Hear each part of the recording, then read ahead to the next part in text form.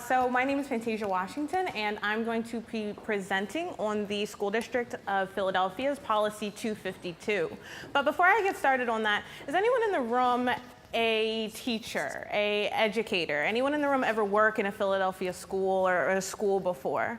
Okay, hey folks. Okay, great, wonderful. So the Policy 252 was just implemented in May, and what it is essentially a policy on the experiences of trans and gender nonconforming students in the Philadelphia School District. And so a little bit of history about the policy first. And so I work over at the Attic Youth Center, which is Philadelphia's LGBTQ youth center. And so lesbian, gay, bisexual, transgender, queer, and questioning youth center. We work with young folks from 14 to 23. And so what initially happened is that we reached out to the School District of Philadelphia to try and host a listening session about the experiences of transgender and gender nonconforming students. I'll probably also use trans and GNC to shorten that throughout the presentation. And so we held this listening forum at the school district, and one of the things that became incredibly evident from that listening session was that we needed to do more to support transgender and gender nonconforming students.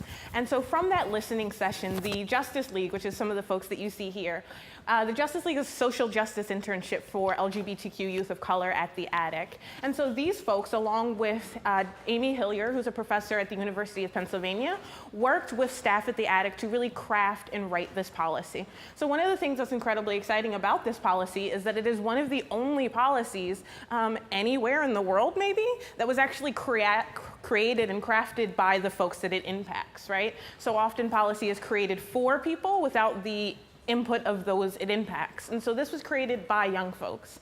And what happens when you create a policy by young folks is that you end up with one of the most radical policies that exists for gender nonconforming and transgender students in the country. And so one of the things that makes the policy so radical and so exciting is that it talks about how if a transgender student shares their identity with a teacher, an administration, an educator, that educator doesn't have the right to share that information with anyone else, If a medical emergency comes up, then yes, but they can't tell a parent just for the sake of telling a parent, right? Which is incredibly, incredibly exciting. One of the other things that it goes on to say is that in all correspondence home to parents, that teachers have to use gender-neutral pronouns, which are they and them. There are some others as well, but those are some of the most common. And so that's pretty radical, that we're now asking educators in the district to use they and them pronouns to talk about young folks.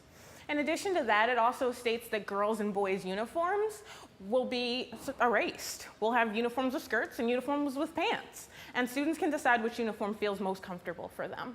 In addition to that, students can also choose the sports team that feels most comfortable for them as well. And so all of these were really based on the experiences that the young folks were coming and sharing day after day at the Attic.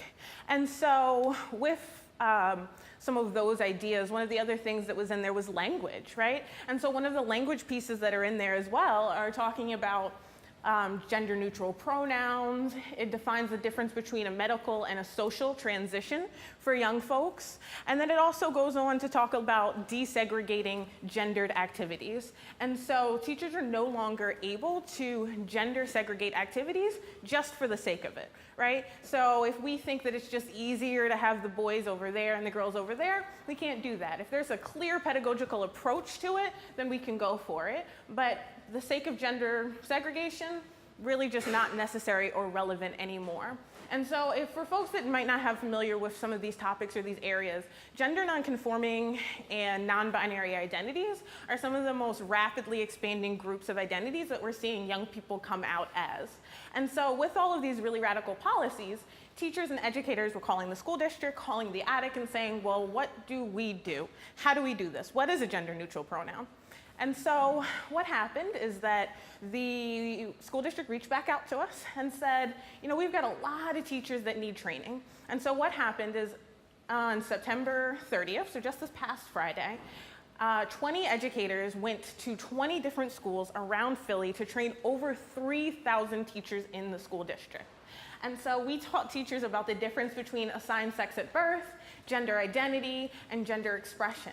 We went in and told teachers the language of gender queer, of gender nonconforming, of female assigned at birth, of they and them.